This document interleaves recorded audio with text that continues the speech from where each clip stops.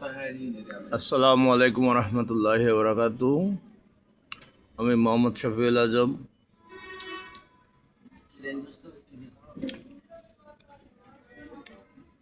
আজকে 2025 সালের ক্রান্তি লগ্নে আর মাত্র এখন কটা বাজে? হ্যাঁ, নিয়ার অ্যাবাউট 11 PM। 25 সালের ক্রান্তি লগ্নে আমরা এসে পৌঁছেছি।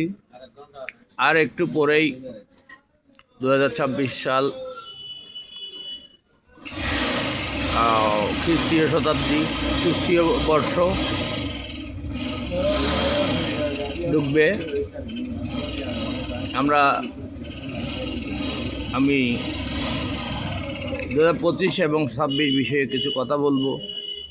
2025-এর অর্জন, সফলতা, ব্যর্থতা এবং 2026-এ আমাদের প্রত্যাশা, এ নিয়ে কিছু কথা বলবো। আসলে বলা হয়,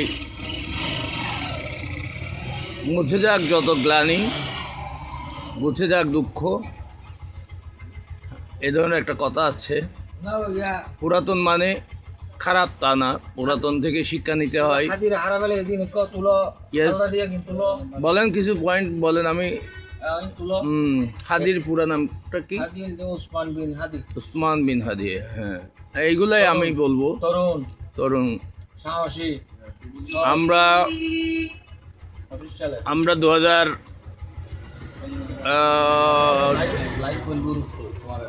2024 সালে 5ই আগস্ট আমরা ফ্যাসিস্ট সরকারের পতন দেখেছি। আমরা লুটেরাদের রাজত্ব ধ্বংস হতে দেখেছি। আমরা দেখেছি মুখোশের আড়ালে, উন্নয়নের মুখোশের আড়ালে কত কিনা ঘটে যায়। এটা ইতিহাস হয়ে রয়ে গেছে, কাউকে নতুন করে বলতে হবে না। এখন 24 গিয়ে 25 চলে গেল, যাচ্ছে, 26 আসছে। এর মধ্যে আমরা একটা সরকার পেলাম, অ্যাড ইন্টারিম গভর্নমেন্ট।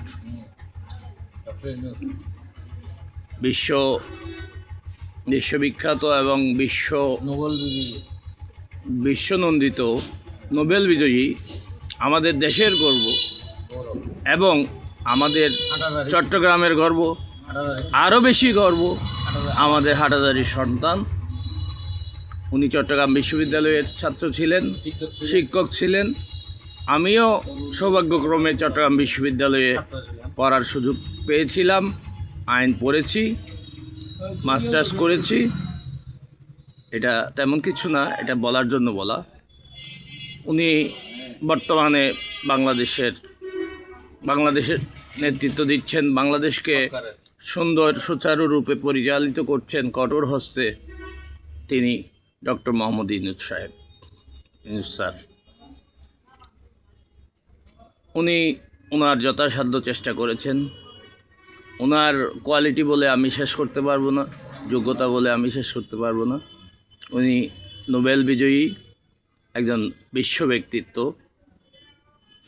এবং ওনার কত পুরস্কার, এটা মুখস্থ করতে হবে। এগুলো একজন ব্যক্তির পক্ষে বলে শেষ করার মতো ব্যাপার না। আমি দেখেছি ওনার পুরস্কারের লিস্ট, পড়তেই লেগে যাবে 2 ঘন্টা। যাই হোক, উনি আছেন, উনি এ পর্যন্ত চালিয়ে এসেছেন এবং এ পর্যন্ত আমাদের যে এই অর্থনীতির ভঙ্গুর অবস্থা, ব্যাংক, আর্থিক প্রতিষ্ঠান, ব্যবসা বাণিজ্য সব কিছু যখন ধ্বংসের শেষ প্রান্তে পৌঁছে গিয়েছিল, বাংলাদেশের অবস্থা নেপালের মতো হওয়ার অবস্থা ছিল। সেই অবস্থাকে উনি ব্যাংকিং খাতকে পরিবর্তন করেছেন, ব্যাংকিং খাতে আবার আস্থা ফিরিয়ে এনেছেন। মানুষের আস্থা ফিরে এসেছে। মানুষ তো খুবই চিন্তিত, খুবই ফ্রাস্ট্রেটেড, হতাশ হয়ে গিয়েছিল ব্যাংক থাকে কিনা।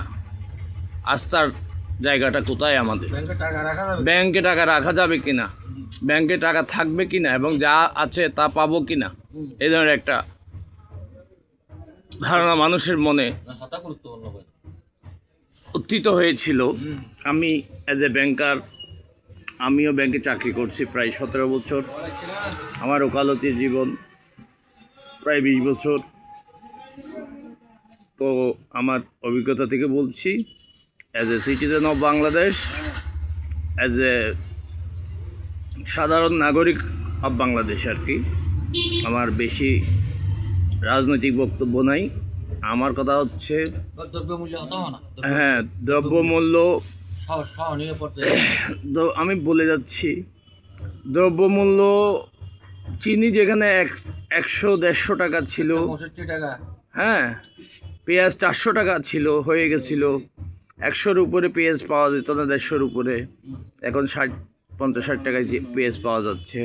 চিনি 100 টাকায় পাওয়া যাচ্ছে, কোথাও 90 টাকা 95 টাকায়ও পাওয়া যাচ্ছে যেখানে অ্যাভেলেবল। সয়াবিন তেল বলেন, যেটাই বলেন, সবজি বলেন, এগুলো আছে। আসলে এগুলো বলতে গেলে অনেক বেশি কথা হয়ে যাবে। আমি কি পয়েন্টগুলো আলোচনা করব। দেশ থেকে আমরা গুরুত্বপূর্ণ দুটো বিষয় আমাদের সামনে আছে, যেমন একটা হচ্ছে আমরা হাদিকে হারিয়েছি, শহীদ হাদি, পুরো নাম ওসমান বিন হাদি, হ্যাঁ, স্বৈরাচার এবং আগ্রাসন, মব সন্ত্রাস বিরোধী, আধিপত্যবাদের বিরুদ্ধে কঠোর কণ্ঠস্বর, তাকে হারিয়েছি। আর দ্বিতীয় ঘটনা হচ্ছে 25 সালের সর্বশেষ প্রান্তে এসে আমাদের দেশের বড় বিপর্যয় হলো, আমরা একজন মহান নেতা, মহান নেত্রীকে হারিয়েছি, যিনি বাংলাদেশের প্রথম মহিলা প্রধানমন্ত্রী ছিলেন এবং শহীদ প্রেসিডেন্ট জিয়াউর রহমানের সহধর্মিণী ছিলেন এবং আদর্শ নেতৃত্ব জনাব তারেক রহমানের মাতা ছিলেন। উনি আমাদের ছেড়ে চলে গেছেন, ওনার আত্মার মাগফিরাত কামনা করছি। দেশে 3 দিন ব্যাপী শোক পালন হচ্ছে এবং একদিনের সাধারণ ছুটি ঘোষণা করা হয়েছে শোক পালনের উদ্দেশ্যে। এটা আমাদের জন্য একটা বড় বিপর্যয়। উনি কয়টি আসনে, উনি, হ্যাঁ, 5টি আসন থেকে বারবার নির্বাচিত এবং এখনো নমিনেশন নিয়েছিলেন। দুর্ভাগ্যবশত তার নির্বাচন করা হয়ে ওঠেনি। তার নেতৃত্বের স্বাদ গ্রহণ করা আমাদের পক্ষে আর হলো না। তো আমি চাইবো, দেশ থেকে ফ্যাসিবাদ দূর হয়েছে, যেন নতুন কোনো ফ্যাসিবাদের জন্ম না হয়, মব সন্ত্রাস যেন দূর হয়ে যায়, চাঁদাবাজি সন্ত্রাসী যেন কমে আসে, এ ব্যাপারে প্রশাসনকে যেন কঠোর পদক্ষেপ নিতে সরকার নির্দেশনা প্রদান করেন এবং আগামীতে ইনশাআল্লাহ মাসখানেকের মধ্যে আমরা একটা নির্বাচন পেতে যাচ্ছি। নির্বাচন যেন সহনশীলতার মাধ্যমে সকল দল মত নির্বিশেষে নিরপেক্ষভাবে, যেমন একটা কথা আছে যে আমার ভোট আমি দেব, যাকে খুশি তাকে দেব। সে হয়তো স্বতন্ত্র থেকে আসতে পারে, সে হয়তো দল থেকে আসতে পারে, যে যেভাবেই আসুক, যার ভোট যাকে ভালো লাগে তাকে দিবে। কেউ যেন কাউকে বাধ্য না করে, যেন ভোট কারচুপি না হয়, যেন ভোট বিক্রি না হয় এবং সুষ্ঠু একটা নির্বাচনের মাধ্যমে সম্প্রীতির মাধ্যমে, একটা সহনশীলতার মাধ্যমে সবাই যেন সহনশীল হয়, সবাই যেন জনগণের রায়কে সম্মান জানায়, মেনে নেয়, তাইলেই আমাদের মধ্যে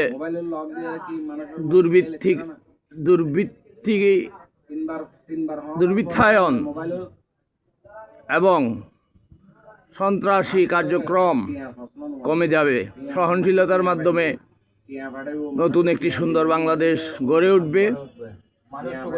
মানুষ সুখে শান্তিতে থাকবে, মানুষ নির্বিঘ্নে চলাচল করবে, মানুষ ব্যবসা বাণিজ্য করবে, মানুষ 2 নম্বরই করবে না, কারিগরি দুর্নীতি করে কারিগরি টাকা জমাবে না, মুদ্রা পাচার করবে না, টাকা পাচার করবে না, বৈদেশিক মুদ্রা প্রপার চ্যানেলে দেশে আসবে, তখন দেশের বৈদেশিক মুদ্রা রিজার্ভ বাড়বে, দেশের ব্যবসা বাণিজ্য আমদানি রপ্তানি বাণিজ্য আরও সমৃদ্ধ হবে, দেশ উন্নত হবে এবং আমরা অভাবমুক্ত অভিযোগমুক্ত একটা দেশ পাব। আমাদের জীবনও হবে অভাব অভিযোগমুক্ত এবং আশা করব সবাই সহনশীলতা সম্প্রীতি প্রদর্শন করবেন। মব সন্ত্রাসের বিরুদ্ধে সবাই একজোট হবেন, সন্ত্রাসী চাঁদাবাজদের বিরুদ্ধে একজোট হবেন। সন্ত্রাসী চাঁদাবাজদের কোনো দল নাই, কোনো দেশ নাই। আমার জাতীয় নেতৃবৃন্দের প্রতি আকুল আবেদন, আপনারা সহনশীলতার পরিচয় দিবেন, আপনারা সহনশীলতার পরিচয় দিবেন, দেশের শান্তি স্থাপন করবেন, স্থাপনে সহায়তা করবেন এবং বিশ্ব নেতৃত্ববৃন্দের প্রতি আহ্বান থাকবে, to the world leaders of the topmost leaders of world, I expect with due respect they will establish peace and prosperity. They will establish peace in the world. They will stop war.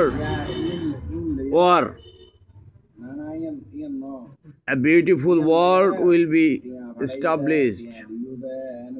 A nice world will be established. We are now the citizen of global village. The world is a village. We are the inhabitants of one village, one land, one world, one village. The system is called global village. আমরা আমাদের গ্রামে শান্তিতে বাস করতে চাই। পুরো পৃথিবীতে একটা যখন গ্রাম হিসেবে কল্পনা করা হচ্ছে, আমাদের গ্রামে আমরা অশান্তি চাই না। আমরা একটা শান্তিপূর্ণ গ্রাম চাই, শান্তিপূর্ণ দেশ চাই, বিশ্ব নেতৃবৃন্দের কাছে প্রত্যাশা, আপনারা যুদ্ধে জড়াবেন না, যুদ্ধকে না বলুন, শান্তিকে হা বলুন। দেশের নাগরিকদের কথা বলছি, দেশের নেতৃবৃন্দের প্রতি আহ্বান করছি, আপনারা শান্তির পক্ষে থাকুন, আপনারা শান্তিপূর্ণ রায়কে মেনে নিন এবং শান্তি স্থাপন করুন, শান্তিপূর্ণ বিশ্ব স্থাপন করুন এবং দেশের আইনশৃঙ্খলা পরিস্থিতি যাতে সঠিক থাকে সে বিষয়ে সবাই সজাগ থাকুন। দেশে আমরা শান্তি চাই, আমরা বিশ্বের শান্তি চাই। আজকে 25 সালের শেষ, 26 সালে আমাদের প্রত্যাশা,